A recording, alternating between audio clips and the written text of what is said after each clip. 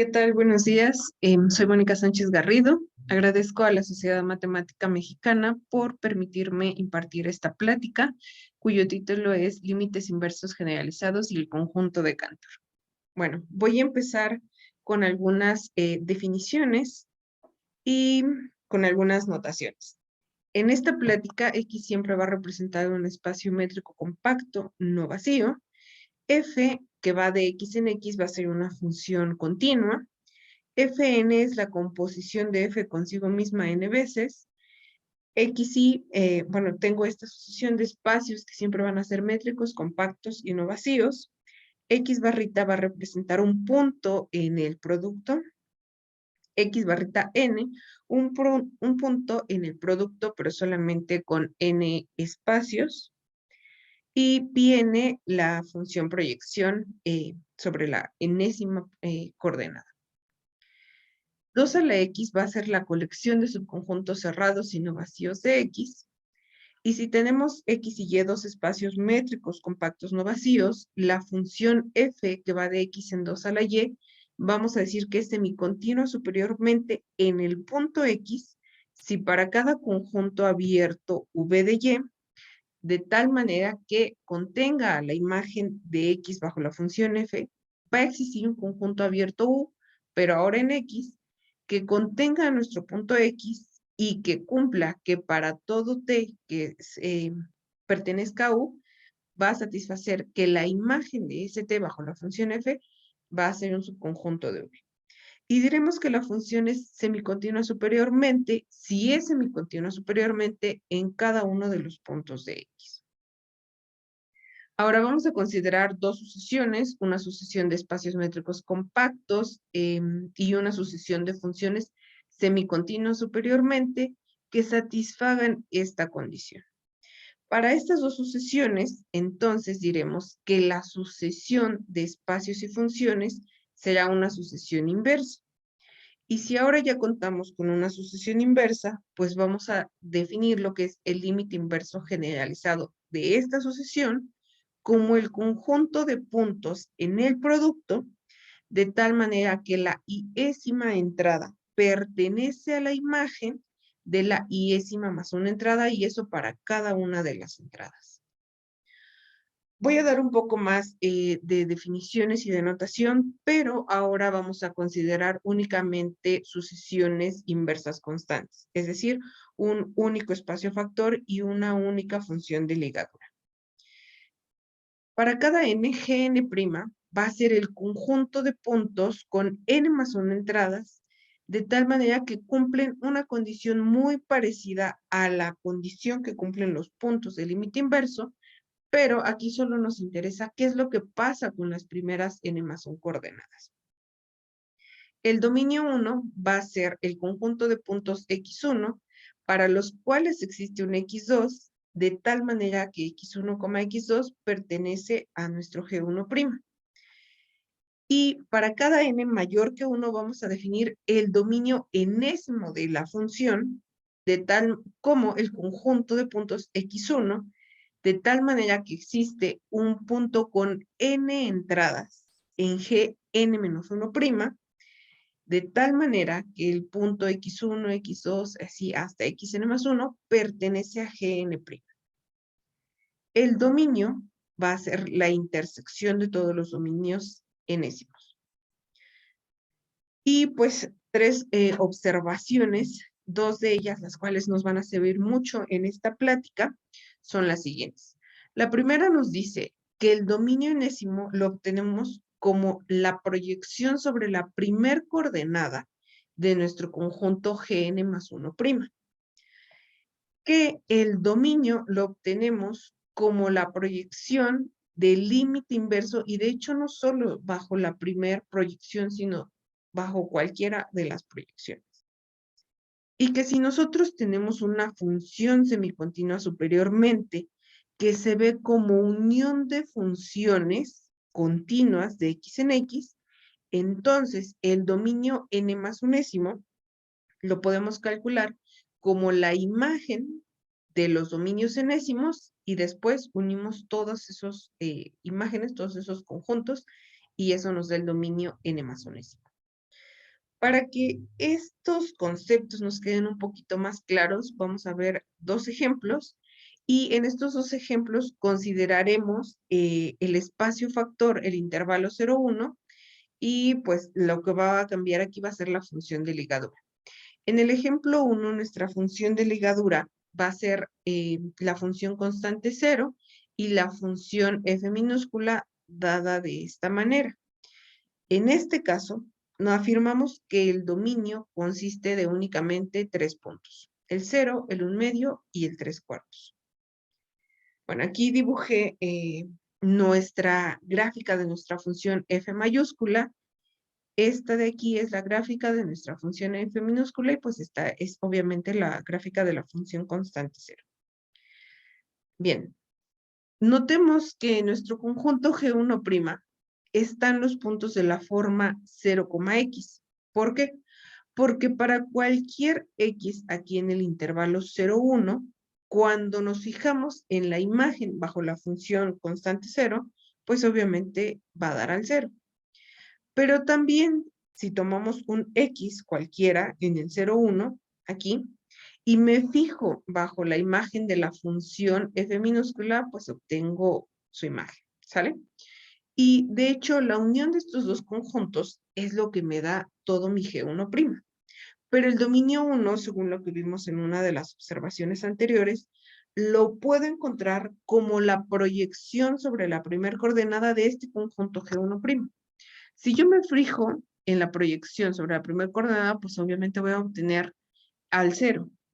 Pero si x está en todo el intervalo 0,1, f de x pues va a estar en el intervalo 1/2,1. Entonces la proyección, es decir, el dominio 1, es el conjunto que contiene el 0 unión el intervalo, perdón, aquí me equivoqué, es el intervalo 1/2,1. Bien, nuestro conjunto G2'. Pues para el conjunto G2', la definición nos dice, fíjate en los puntos de la forma 0,x, ¿no? Que son los que pertenecen al G1'. Y luego fíjate en su imagen. Ah, pues la imagen del 0 bajo la función constante 0, pues me va a dar al 0. Pero la imagen de este 0 bajo la función f minúscula, pues aquí la gráfica me dice que va a dar al 3/4. Y por eso es que aquí en esta entrada va el 3/4. Pero no son los únicos tipos de puntos, porque también puedo considerar f de x, x, que son los que están aquí. Pero f de x pertenece al intervalo 1/2,1, como lo vimos anteriormente. Si me fijo en la imagen de este f de x bajo la función constante 0, pues me va a dar al 0. Y si me fijo en la imagen de este f de x bajo la función f minúscula, pues claramente me va a dar al 1/2, que son esos de ahí. Y son todos los tipos de puntos para el G2'. Ahora, me fijo en la proyección sobre la primera coordenada y me da el 0, el 3/4, 0 y 1/2. Ese sería mi conjunto dominio 2. Otra de las observaciones te decía, si quieres encontrar el dominio 3, fíjate en la imagen de este conjunto bajo tus dos funciones, en este caso 2, porque pues únicamente estamos considerando 2, la constante 0 y la f minúscula. Y pues si nos fijamos en la imagen bajo la función constante 0, pues me va a dar al 0. Pero si me fijo en la imagen del 0, del 1/2 y del 3/4 bajo la función f minúscula, pues sería 3/4, sería 1/2 y sería 1/2. Y entonces el dominio 3 me queda el 0, el 1/2 y el 3/4. Y lo mismo para el dominio 4, 5, 6, etc. En general, el dominio enésimo, cuando n es mayor o igual que 2, me queda este conjunto. Y cuando lo intersecto para obtener el dominio, pues entonces me queda justamente el conjunto que contiene únicamente esos 3 puntos, como lo habíamos asegurado antes. En nuestro siguiente ejemplo, voy a denotar al conjunto de Cantor como este C. Y voy a definir una función f de C como la función constante C. Y mi función semicontinua superiormente, pues va a ir del 0,1 en los cerrados del 0,1, dada como la unión de esas funciones, es decir, puras funciones constantes. Lo que aseguramos es que el dominio resulta ser todo el conjunto de Cantor. Veamos rápido por qué esto es cierto.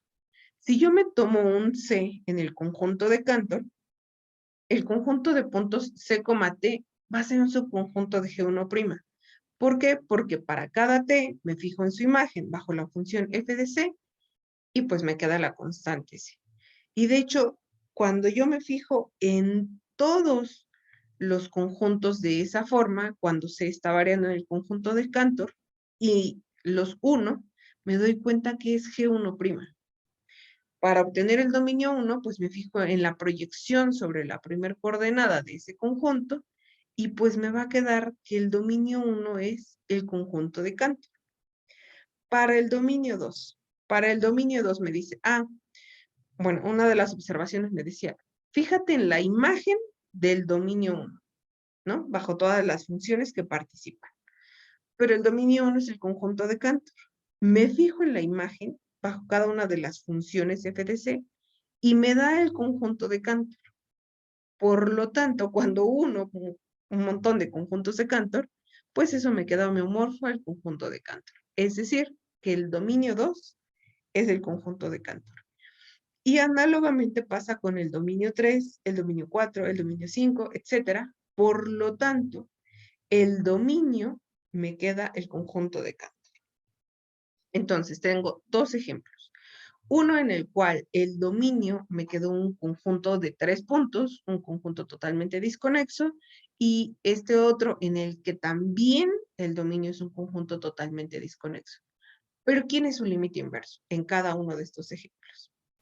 Bueno, pues nos vamos a ayudar de estos resultados, uno de los cuales nos dice que si yo tengo una función semicontinua superiormente, un espacio métrico compacto, el límite inverso del espacio total con la función completa va a ser exactamente igual a si yo me fijo en el límite inverso, pero ahora son simplemente del dominio y la función restringida al dominio.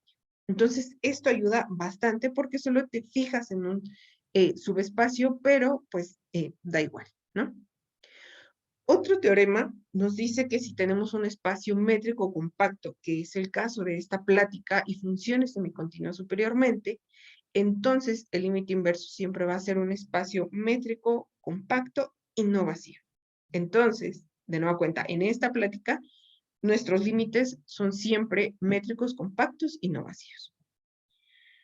Un resultado que pudimos obtener con el doctor Anaya Capulín y el doctor Castañeda es que si el dominio es un espacio totalmente desconexo, entonces el límite también va a ser totalmente desconexo.